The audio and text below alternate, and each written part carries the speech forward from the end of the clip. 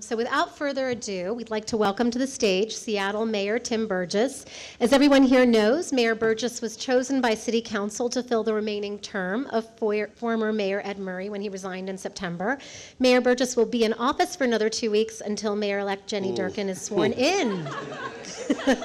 He is a Seattle native and is here to talk about life in this city with my colleague, Atlantic Senior Editor Ron Brownstein. So take it away, Ron. Thank you.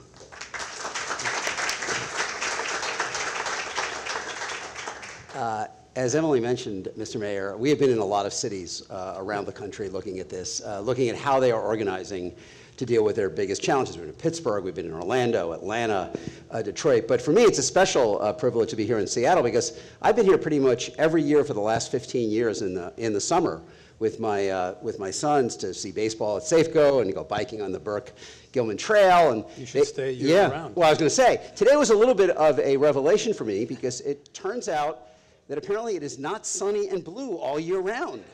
I mean, don't tell anyone. I mean, who knew? And I bring that up because it's actually relevant to where I wanted to start. We have polled, as part of our renewal project, we do polls, regional polls, and we've polled in the Seattle metro area and asked people what they thought about the quality of life here in a variety of different measures. And you can see there's a lot of blue sky in the answers. 75% of the folks we polled said that staying here in this community would give them the best chance of a successful career and the best outcomes for their families.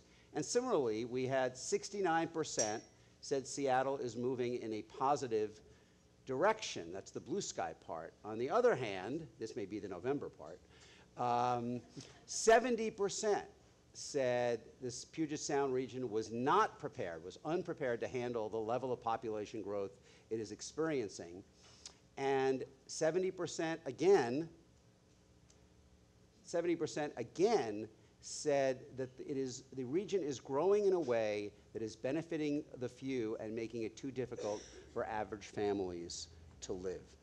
How do you assess that judgment? I mean, how would you have answered those same questions? I think they're both right.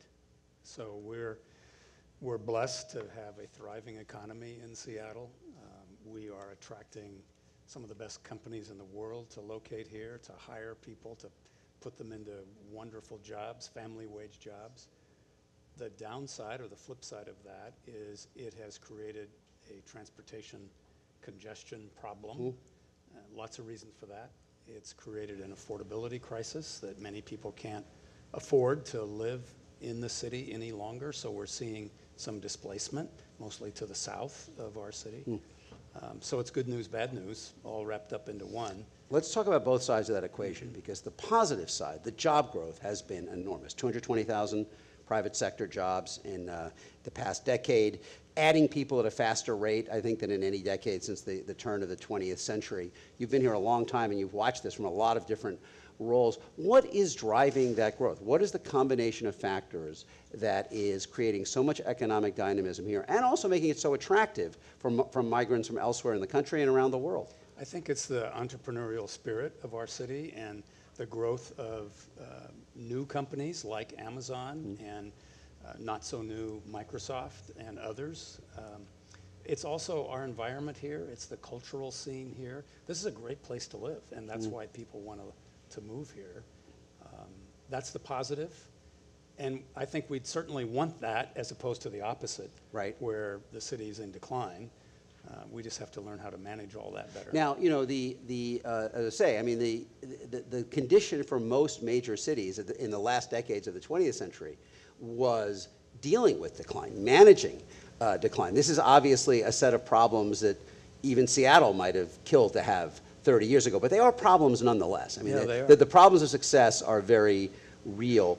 Where is the growth, in what ways is the growth creating the most strain on the quality of life here and the cohesiveness of the community? I would say transportation and affordability. Those two kind of sum up the mix of challenges that we have.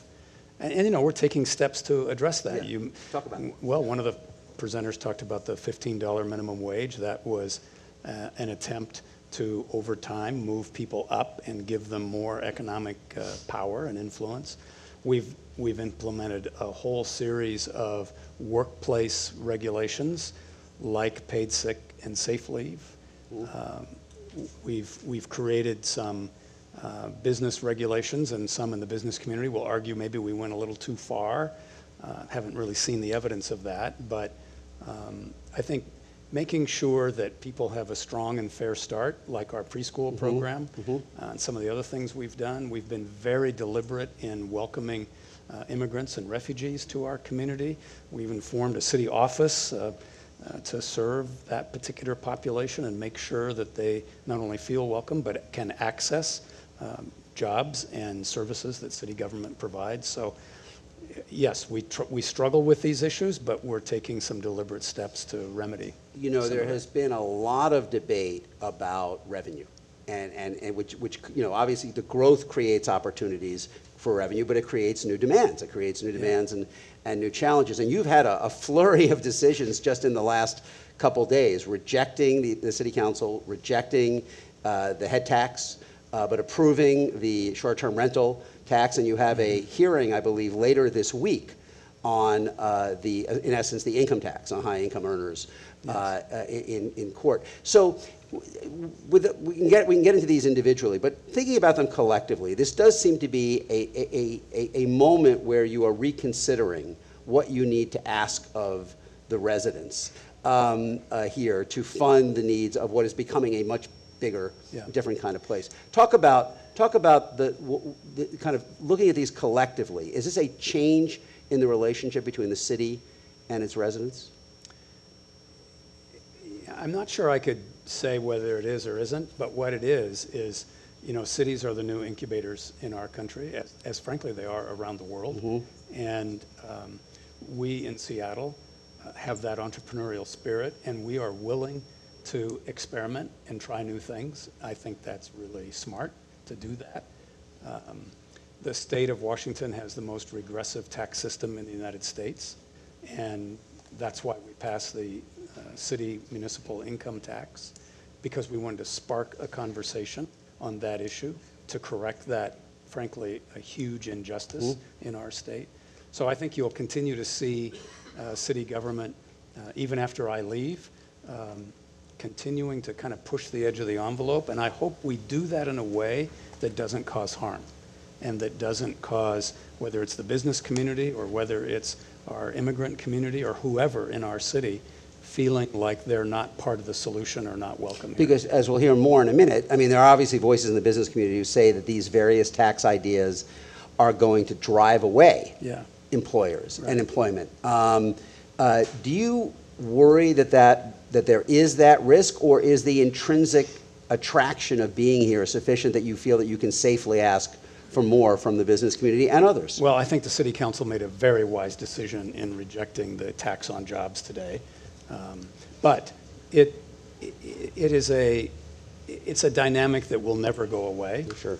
But we, as I've always said, we all need jobs. You know, I was always accused of being the pro-business council member, and my response to that was, yes, I love jobs. And I bet folks in our audience here, most of them probably work. And somebody created that job that they could take. So I don't think we should deliberately try to cause harm to the business community, but we need them as our partner to address and solve the challenges that we have. If the income tax doesn't survive the legal challenge, that's $140 million a year. That's a big amount of money. And I know your successor has questioned whether it's going to survive the legal challenge. What's the alternative? Well, the good news is we have not budgeted to spend any of that money, because we know first and foremost we're trying to stimulate a conversation in Olympia, and the way we thought best to do that was to create the legal case, which we've done. So what is your prognosis? I think it's 50-50 whether we win or lose the legal case. The more important case is the case in Olympia with the state legislature. And if you can't get this, let me ask you this. If you can't do it this way, does this kind of goes back to my question from a minute ago, does the city need this kind of increase in revenue to deal with the issues and the challenges that are created by all of the growth you're experiencing, one way or the other? Yeah, maybe some, but the primary purpose for the income tax was then to be able to reduce more regressive taxes that we have. So in some ways, it's a bit revenue neutral. depending on if it's upheld, the decisions the council makes in the future. One challenge, we have been in cities all along the spectrum of growth.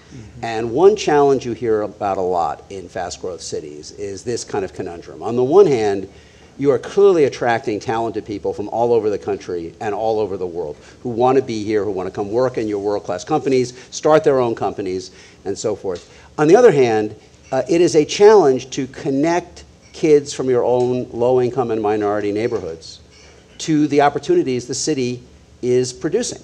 When John Hickenlooper, who's now the governor of Colorado, was the mayor of Denver, he called this the Denver paradox, right? I mean, people coming from all over to work here, and yet we can't create a bridge for our own kids. A majority of your public school students, as in most cities now, are kids of color. To what extent are they connected to the opportunities that Seattle has to offer? I think we have a similar paradox here. All the research shows that just over 2/3 of all jobs in Washington state will now require either a college degree or some form of technical certification beyond what you might get in high school. And frankly, we are not preparing our kids for that future. So that's one of the reasons we introduced the Seattle preschool program, which Seattle voters overwhelmingly approved, because we have to start early. That's a reason the City Council adopted the priority hire measure, so that public works projects are hiring first locally. In construction jobs, many of those being startup career jobs. So we can take some steps, but what we really have to do is make sure that the education system is preparing kids for that future. And we've got some real growth to do there. Well, the part of the, Doug, feel free.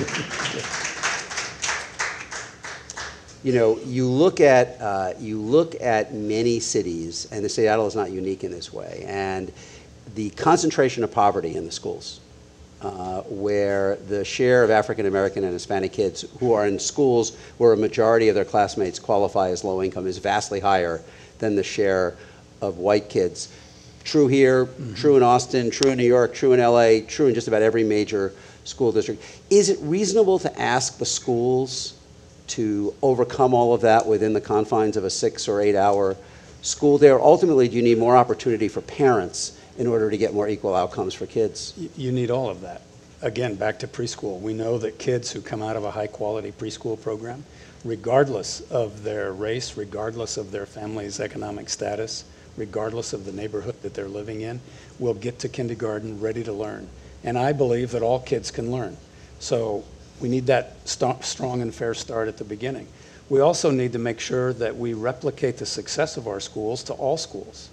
Seattle Public Schools has amazing elementary, middle, and high schools that are best in the state. We also have schools that aren't making it. And they tend to be schools where our children of color and kids living in poverty are living.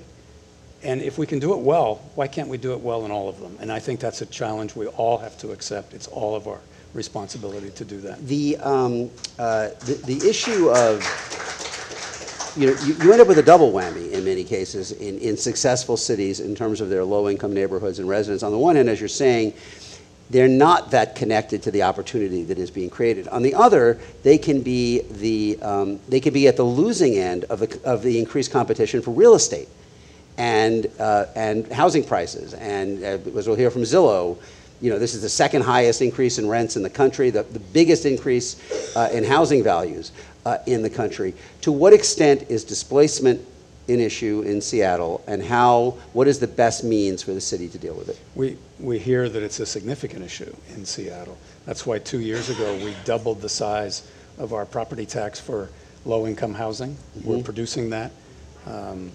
We just announced a week ago a new set of initiatives for neighborhoods throughout the city to allow for some upzoning of more density in our urban villages, where the city decided way back in the 1990s to focus our density of population and residential units.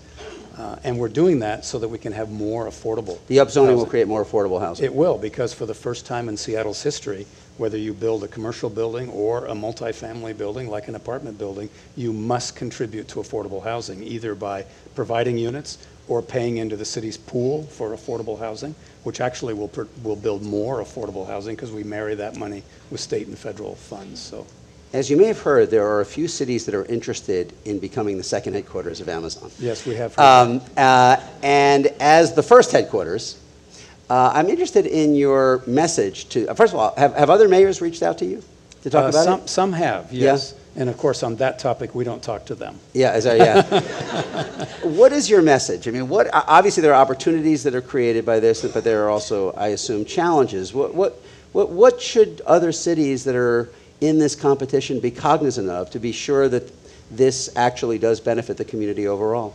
It's a huge benefit to the community. That's why they all want to be like Seattle. I mean, over 200 cities have applied to be this second headquarters. And, you know, again, I'd much rather be in the position where we are today, where we have economic growth and we're thriving economically, than the opposite of that. Many more people would be suffering if we were in decline. What's important for city government is to make sure that we are addressing the, if you will, the built-in injustices that happen when that economic growth happens. Because we know that some are left behind in that situation. And that's why in Seattle, city government is pretty proactive and pretty innovative in how we're going to address those challenges. And so I would say to these other cities, it's great if you win Amazon's second headquarters, but make sure you're prepared to address the downsides of that. And the downsides of that are going to affect people who are traditionally marginalized anyway, or already in our system. People living in poverty, people of color, immigrants and refugees. And there are specific things you can do to help mitigate that.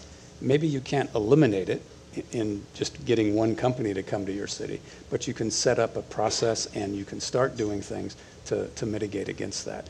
You know, I wished we had done that sooner in Seattle, but no one guessed that Amazon was going to explode as fast. So what were the things you could have done sooner? What were the things that might have made sense to have done sooner? I wished we would have had the mandatory affordable housing 10 years ago. When I first came on the council, we started to talk about that and were told legally we couldn't do it. Over time, that legal opinion changed, much to Mayor Murray's credit, who then arranged all of these folks to come together to do the housing livability project that we have going in the city right now, which is very effective and hopefully will be implemented fully by the council this next year. Speaking of folks coming together, there is only so much any government, any municipal government can do.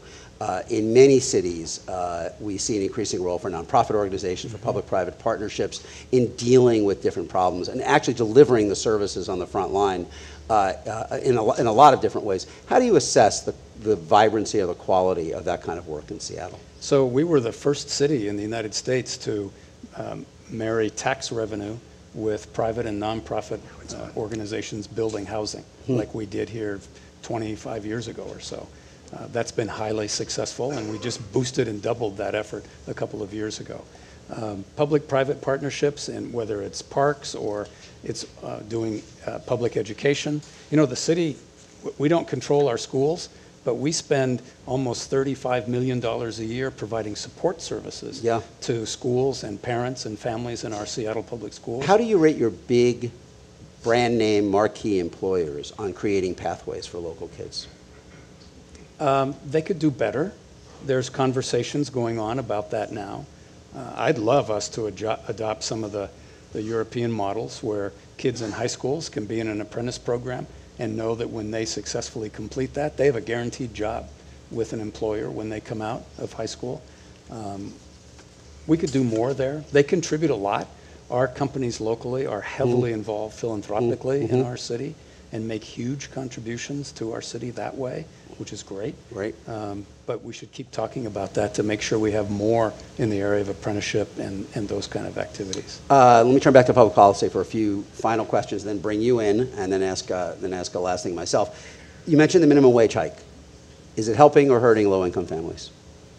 So the evidence we've seen so far, and we have an ongoing study that's being done by the University of Washington, was mixed. It depends on how you look at it. I mean, it's definitely upping wages. Yes. That's good. There is slight evidence that maybe there's fewer jobs in those lower paying jobs available. But I think it's too early to make a final judgment as to how that's working. And hours. I mean, that was the other measure, right? Yeah. You think it's too early for a?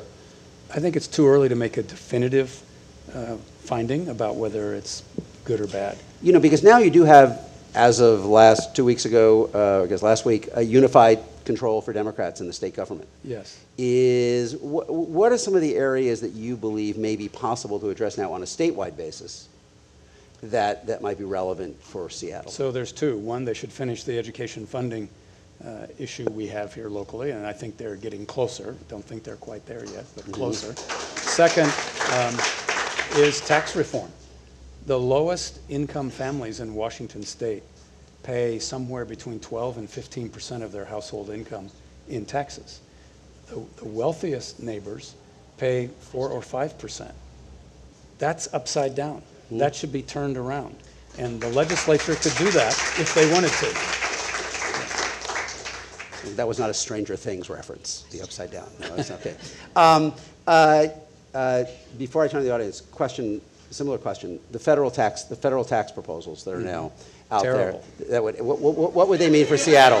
Well, what would they mean for Seattle? Ending would, state and local deductibility, limiting property tax to $10,000, limiting the mortgage deduction to $500,000. You just summarized all the bad things that could happen, not only to Seattle, but cities across the United States. Right. Do you look at this as something that is essentially aimed at cities? Well, I don't know if it's aimed at cities. I think it's a distorted perspective of how to reform the tax system. I mean, if we really want to do tax reform, then let's get together and figure that out.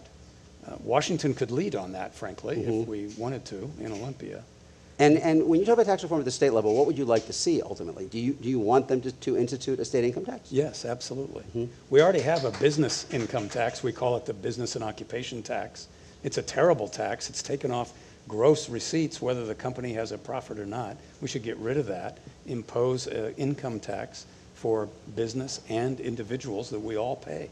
That would be more fair. That'd be more equitable. That'd be better for business, actually, especially small businesses. So we should do that. Let's go to the audience. Do we have questions? Yes, we have one in the back there. Hi. So you'd mentioned the affordable housing incentives, and I wonder if you have off-site housing that's provided through a fund when developers are working on new projects, say in South Lake Union, for instance, does that exacerbate the displacement issue? So if you look at a map of the city and look at all the dots of where we have built affordable housing, it's actually spread throughout the city. So the reason they can certainly put the affordable units in their building that they're building if they wish, and some do that, but not very many. We actually like them to pay in lieu, to pay into the city's pool, because by merging that money with other money, the housing levy and state and federal money, we produce more units. So I think the burden on us as we produce more units is to make certain that that's spread throughout the city and is not concentrated in one particular area. And I think so far we've done a pretty good job with that.